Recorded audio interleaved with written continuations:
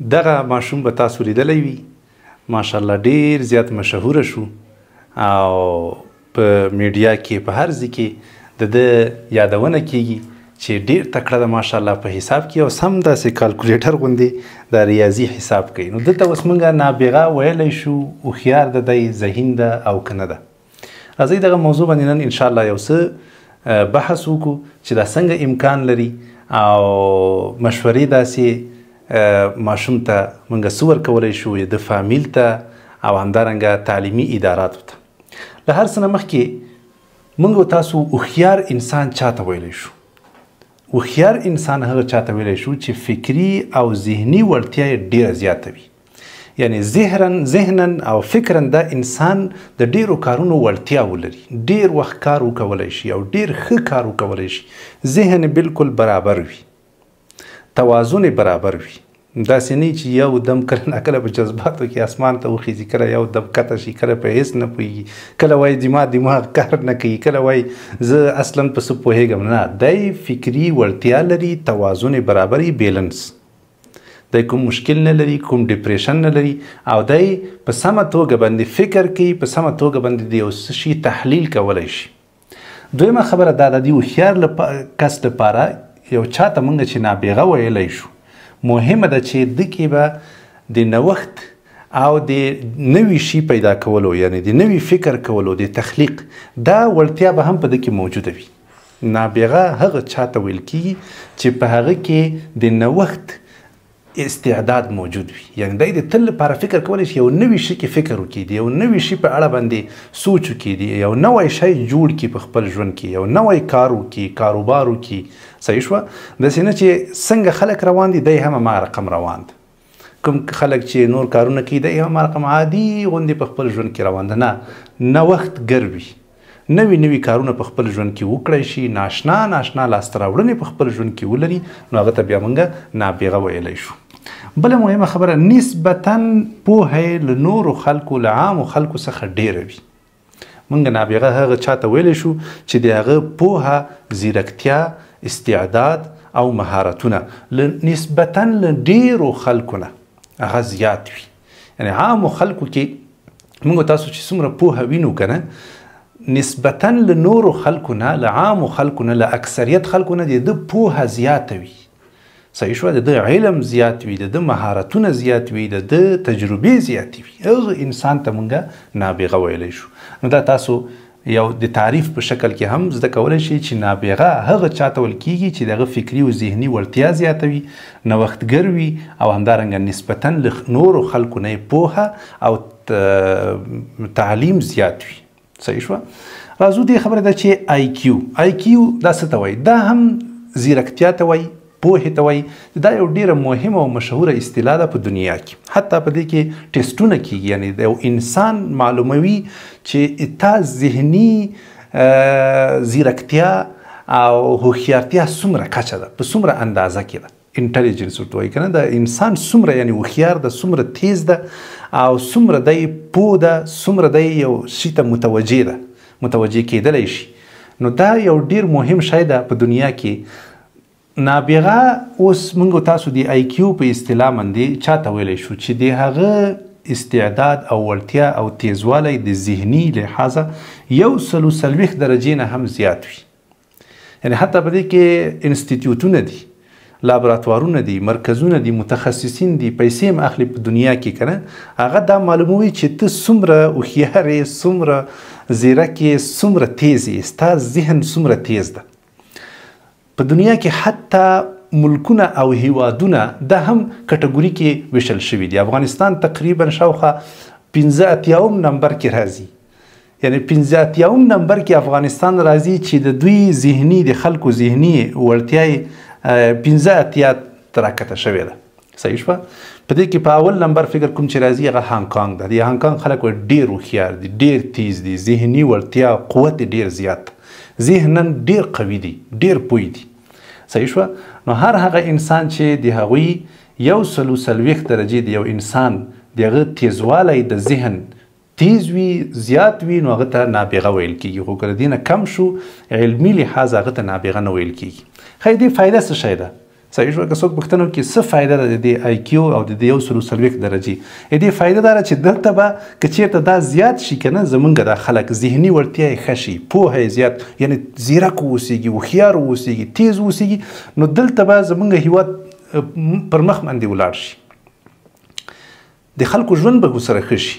د هر هغه هیواد چې د خلکو د ذهني وړتیا آی کیو زیاته ده نو د هغه هیواد حالت هم ښه ده. د موږ تاسو چې شاته پاتې یو او داسې نورو خلکو ته محتاج یو، ورځ تر بلې حالت مو ګډوډېږي، خفګانونه دي، فقر ده، ګډوډي ده، انقلابونه دي. د دې وجه دا ده چې زموږ ذهني وړتیا کمه ده، پوهه مو کمه ده.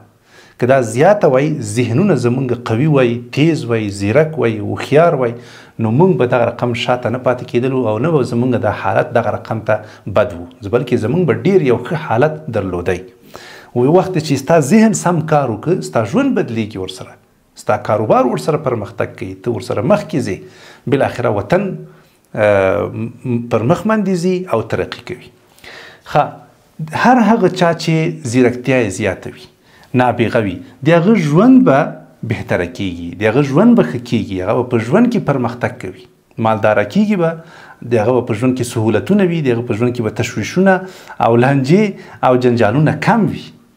همدارنګه نابغه چې څوک وي او د هغه ذهني پیاوړتیا دا زیاته وي، قوت پکې وي، نو دا انسان به ستونزې زر تر زره حلولی شي، د ده په کارونو کې به سرعت راځي، تیزوالی به راځي.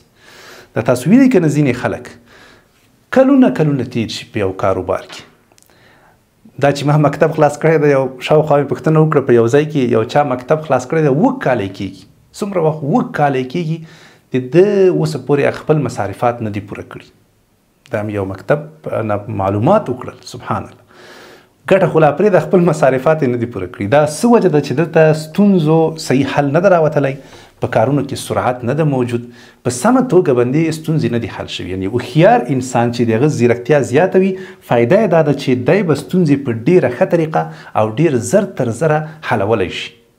ته چې یو ستونزې سره مخامخ شي، لږ خپله فکر وکړه ځان سره، په څومره وخت کې هغه حلوې، په څومره وخت کې هغه ته د حل لاره راویستلی شي. لږ فکر وکړه، که چېرته زر د حل لاره ورته راویستلی شي، ښه د حل لاره، دا په دې دلیل ده، یوه نښه، یو علامه ده د دې چې ته هوښیار یې، ذهني وړتیا دې ښه ده او قوي وي او تکړه یې.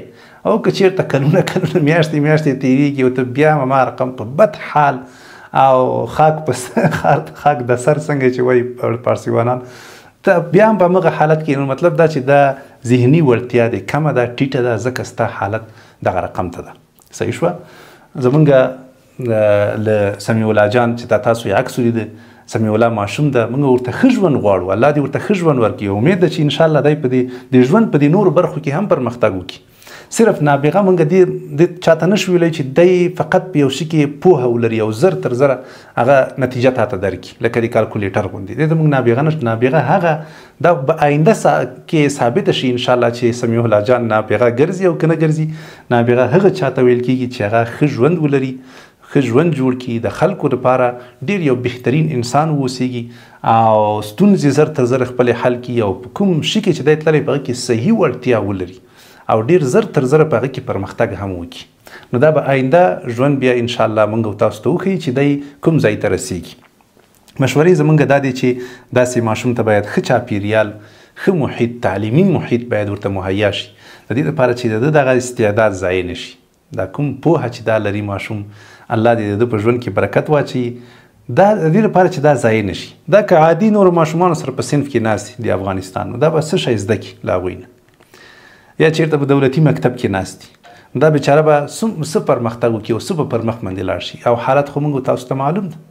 نو دته باید ډېر یو بهترین چاپېریال تعلیمي چې هلته دی شپه ورځ ابتکار وکړي، فکر وکړي، عجیبه ناشنا مسایل حل کړي او ډېر عجیبه قضایه ته دی پر مخ باندې ولاړ شي، تر څو دا ذهن د نور هم رشد وکړي او په آینده کې چاته محتاجه پاتې نه شي. په آینده کې د ژوند په خپله خراب ونه اوسېږي، دی په خپله باندې په دې ښه فکر په نتیجه کې د اول د ده ژوند ښه سي او په ده سره بیا د نورو زرهاو خلکو ژوند ښه شي.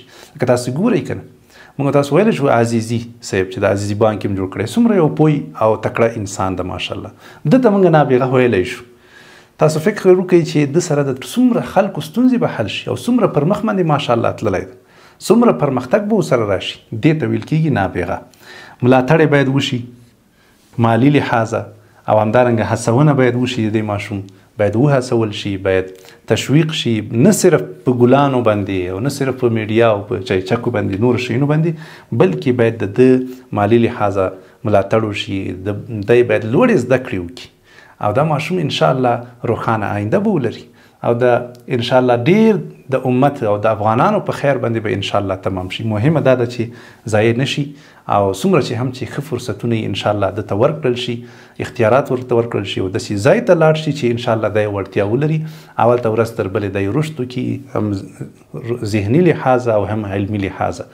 زه دغه خبرې ټولې خلاصه کوم او دا وایم چې نابغه موږ تاسو هغه چاته ویلی شو چې هغه هم ښه وړتیا ولري، فکري ذهني ښه برابر وي، توازن جوړ وي، هم نوي شیان کشف کړي په خپل ژوند کې، ناشنا طرحې وړاندیزونه او کارونه وکړي، خدمتونه وکړي، او همدارنګه نسبتا پوهه هم زیاتوي، ذهني زیرکتیا او تیزوالی هم زیات وي، د خپلو ستونزو په اسانۍ سره حل راوویستلی شي. دغه ټول شیونه چې په یو انسان کې راغونډ شي او دی ډېر ګټور تمام شي په خپل ژوند کې، هغه ته موږ نابغه ویلی شو. الله دې د دې ماشوم نه هم په آینده کې یو ښه او بهترین نابغه انسان جوړ کړي.